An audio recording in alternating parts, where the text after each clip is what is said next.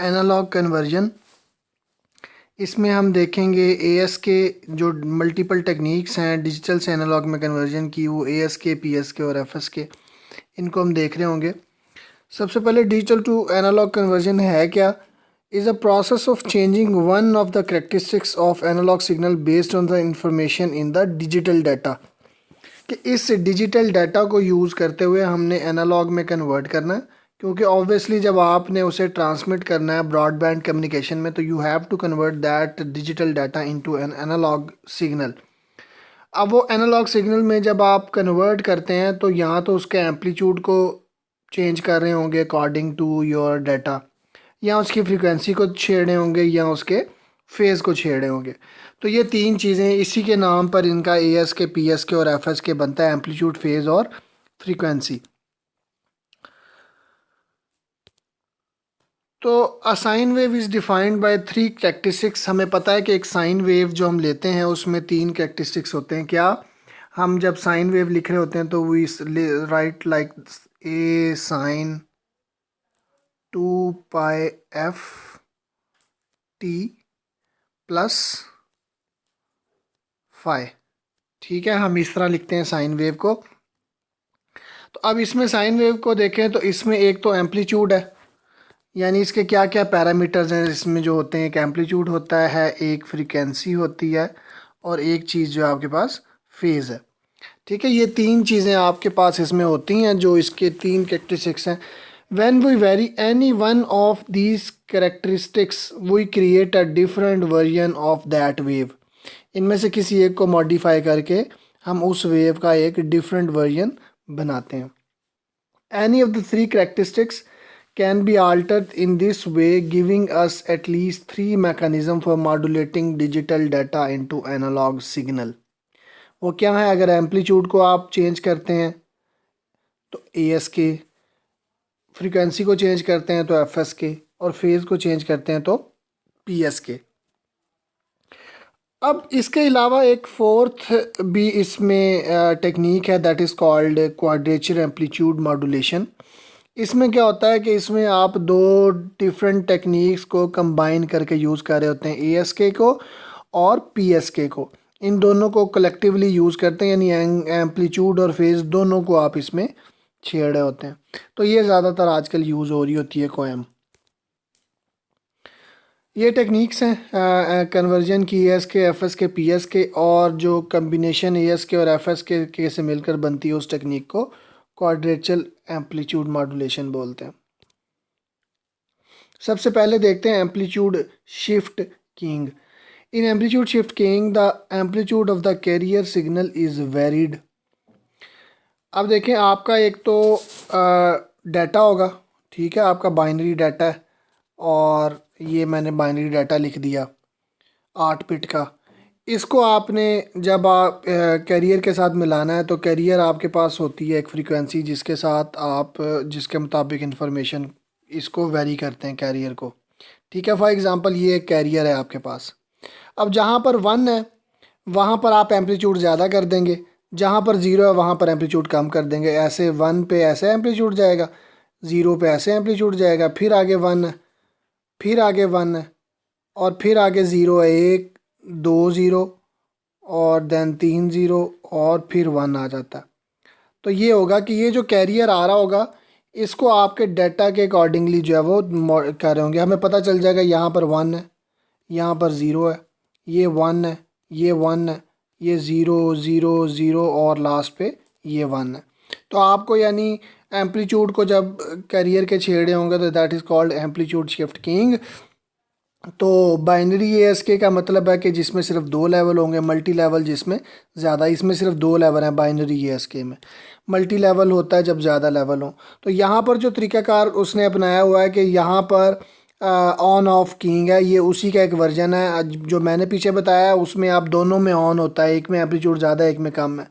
तो अब यहाँ पर बाइनरी एएसके में कहता है although we can have several kind of signal elements each with a different amplitude, जिस तरह मैंने 2 एम्पलीट्यूड डिफरेंट के साथ बनाया।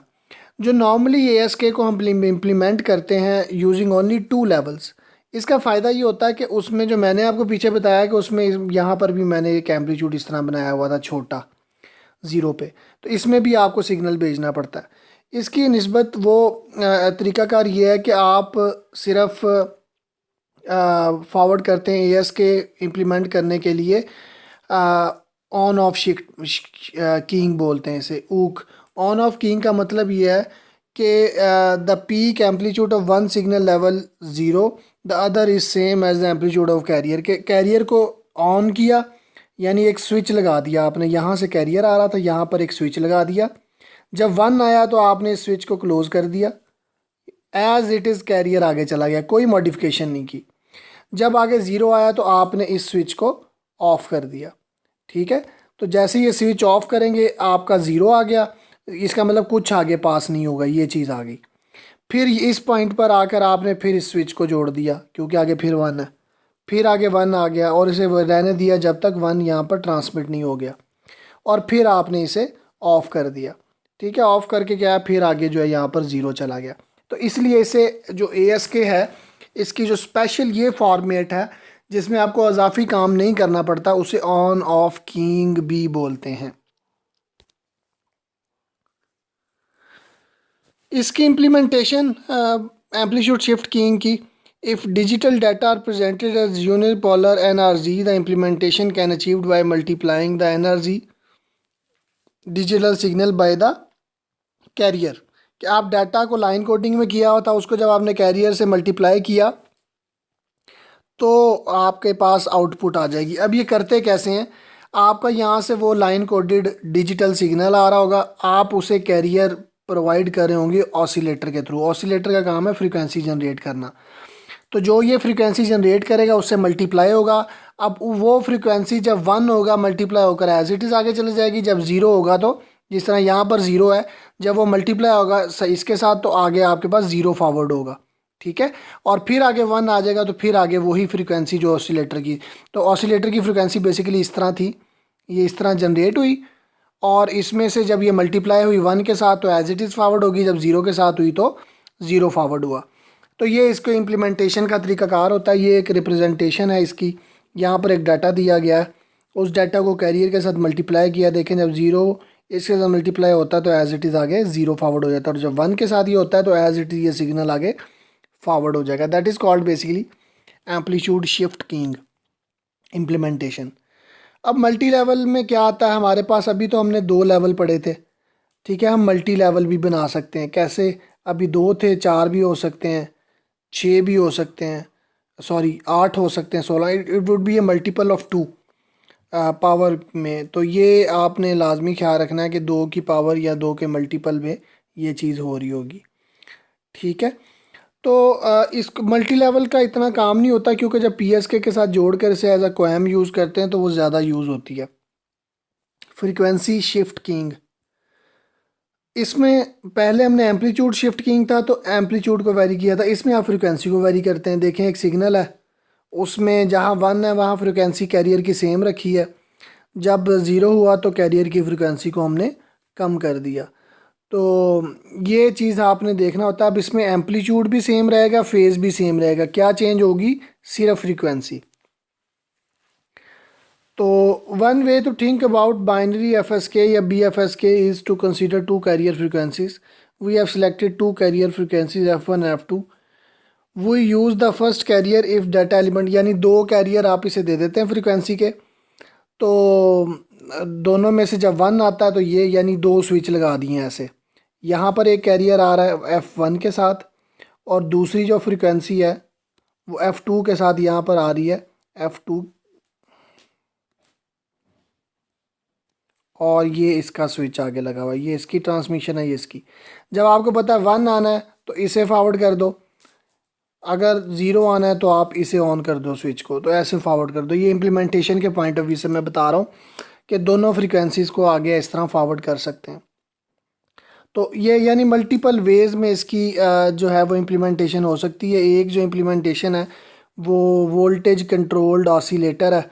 वोल्टेज कंट्रोल्ड ऑसिलेटर का मतलब ये होता है कि जब 5 वोल्ट है यहाँ पर यानी 1 है तो वो वोल्टेज कम ज़्यादा फ्रीक्वेंसी जनरेट करेगा, जब वोल्टेज कम होंगे तो वो कम फ्रीक्वेंसी जनरेट करेगा। तो इसलिए इसे बोलते हैं वोल्टेज कंट्रोल्ड ऑसिलेटर।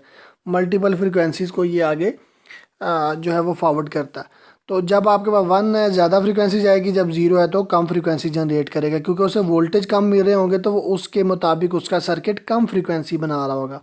ये उसकी इम्प्लीमेंटेशन है कि कैरियर था, देखें जहाँ 0 है कैरियर की फ्रिक्वेंसी कम हो गई, जहाँ 1 है फिर वो नॉर्मल होगी, ज़्यादा होगी। तो ये उसने बताया था कि there are two implementation of BFS के, नॉन कोहेरेंट और coherent. Non coherent, there may be discontinuity in phase when one signal element ends and the next begin. In coherent, the phase continues through the boundary of the two signals.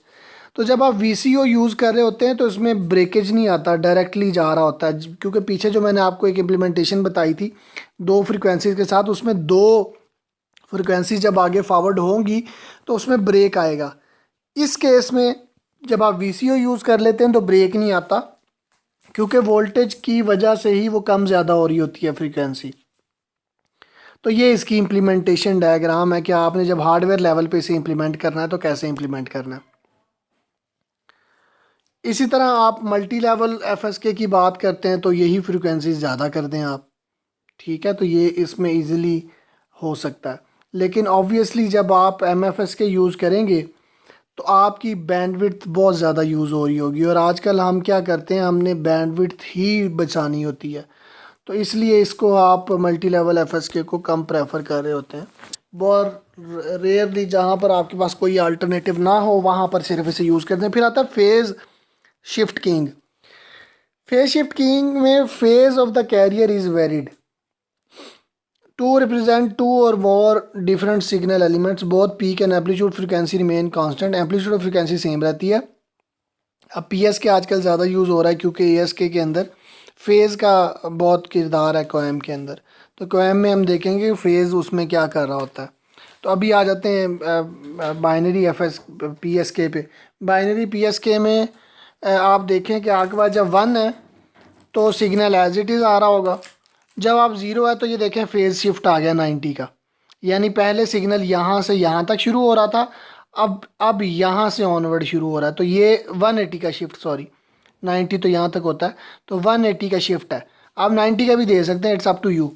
तो ये उसमें continuity नहीं रहती, इसमें देखिए continuity है, और ये जो ये चीज़ थी इसका फेज़ यहाँ पर मिसिंग है, तो ये अपोजिट हो गया, फिर आगे आया तो फिर 180 का शिफ्ट देकर ऊपर ले गए।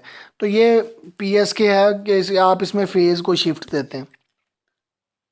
इम्प्लीमेंटेशन में क्या कर रहे होते हैं कि इम्प्लीमेंटेशन में आप ऑसिलेटर से फ्रिक्वेंसी जनरेट कर रहे होते हैं, उसे मल्टीप्लाई कर रहे होते हैं वेव फॉर्म के साथ, और इससे वेव फॉर्म से मल्टीप्लाई करने से ये होता है कि जब 1 होता है तो एज इट इज़ सिग्नल आगे जाता है, जब ये नेगेटिव साइड पर जाएगा, अब इसमें देखें दूसरा पोल है बाईपोलर, अगर आप गौर करें बाईपोलर का मतलब है इसके साथ नेगेटिव का साइन होगा, तो जब नेगेटिव का साइन होगा तो वो उसका शिफ्ट कर देगा फेज़ को, तो ये इसमें बाय डिफ़ॉल्ट होगा कि वो जब उसके साथ मल्टीप्लाई होगा तो आगे आपका फॉरवर्ड हो जाएगा एज इट इज़, यानी ये 1 है, ये 0 है, ये 1 है, ये 1 है, ये फिर 0 है एंड ऑनवर्ड। तो ये बेसिकली इम्प्लीमेंटेशन है हार्डवेयर लेवल पे फेज़ शिफ्ट कीइंग की।